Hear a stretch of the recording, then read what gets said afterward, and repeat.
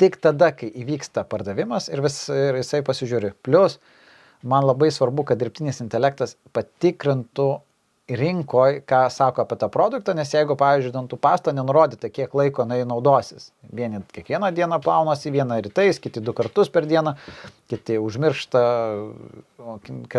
kiti užmiršta ne kasdieną, yra labai toks sunku naudojamas. Tada reikia gauti vidutinę rinkos analizę, kiek vidutiniškai užtenka dantų pastos tutelės vienam žmogui.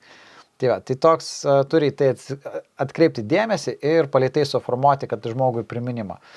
Ir su kuo tai darau?